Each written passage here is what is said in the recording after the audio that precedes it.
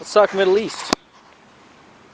If you haven't seen in the news yet, Gaddafi is killed, for better or for worse, um, by the looks of the statements given by President Obama or the Prime Minister in Canada. For better, they're patting themselves on the back for a successful NATO-led mission, which is, if you look at the history of Western intervention, a rarity over the past 60 years. With the failures in Vietnam and the overstretch there and the overstretch in Iraq and Afghanistan, this is kind of like, okay, maybe it can work out. Sure enough, um, but I guess when you look at this, even in what's left, where do we go from here? Where do we move forward? Basically, at least in the case of Egypt, um, there's a strong chance that the regime that was just uprooted will be replaced by forces a lot more sympathetic to Islam than Mubarak's regime. Mubarak was a symbol of rapprochement between the West and Egypt, between Egypt and Israel, coming out of an era of a very high antagonism with Nasser in the 60s and his Pan-Arab movement. Sadat and his successor Mubarak were really the ones that brought Egypt into the international sphere and stabilized relations. And regardless of the human rights abuses that went on and the censorship issues with the blogging censorship, um, the guy maintained a stability vis-a-vis the West that we haven't seen in Egypt before. And the West is a hypocrite as far as I'm concerned when it comes to human rights. They do not. That is not a priority on their list of foreign policy concerns, and it never has been.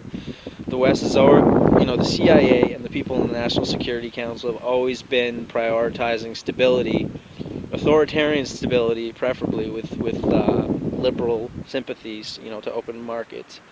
They've been prioritizing stability in that sense over human rights, and they will continue to do so. And to pretend that they are still not interested in those things, to me, is disingenuous.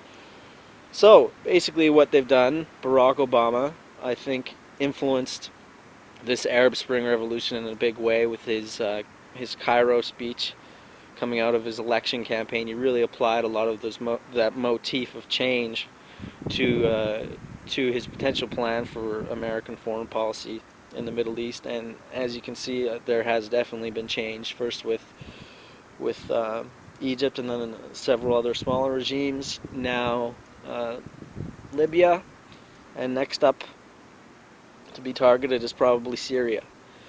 And nothing's been decided yet in terms of Egypt. There's still constitutional issues to come with, but so far it's looking a lot like Iraq. There's a lot of division and instability there still. And at the end of the day, if it is, especially with Erdogan in power, and is one of the first Muslim, Islamist prime ministers of Turkey in a long time, someone to actively support religion inside the state, a secular state, albeit. With his kind of influence going on right now, it's very possible that we see the Muslim Brotherhood in Egypt, using their leverage to manipulate the constitution that has to be created over the coming couple of years, and maybe entrenching some forms of Sharia law and these things. So the West can't be too trigger happy or too quick to claim victory here. And I do think the kind of pressure that in the context of Syria that Obama is putting on Bashir Assad, Dr. Bashir Assad, should be very cautious there too. I know Syria has been a pariah state over the past 40 years, but at the end of the day, if you look at the demographics of that country, of Syria, it's in a very similar situation to Egypt. There is a majority of the population that is Sunni, and the Muslim Brotherhood is basically responsible in that country for providing a lot of the social services and education and healthcare that the government has proven itself inadequately equipped to provide with all of its defense expenditures.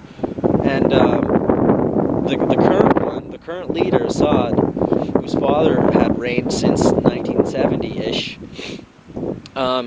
is a realist. He's secularist. He tries to tap into Arab causes as opposed to Islamic ones, and he believes in stability, and he's ensured stability over a long period of time. They've been in power, second after Gaddafi, for the longest time in the region, and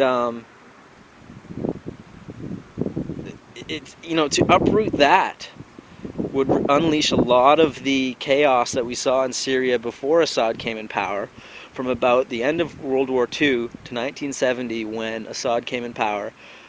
Syria was a very neurotic state with a lot of internal conflict. And I think if you uproot the kind of stability that we see that the Ba'ath Party, Assad's wing of the Ba'ath Party, has brought into the country, you're going to see a lot of those heterogeneous demographic factors clashing like they do on Iraq. And that being combined, like I said, with this growth in Islamic movements under the Muslim Brotherhood. I'm not convinced that uprooting Assad is a good idea. And again, I really, it hurts me to see all of the human rights abuses. I think it's something over 3,000 individuals have died since this, the social unrest has started amassing. But the alternative, if you look at even just 5 years in the future, is what are the consequences of having so much stability, not only in Syria, but when different regions of the entire uh, Middle East are so unstable?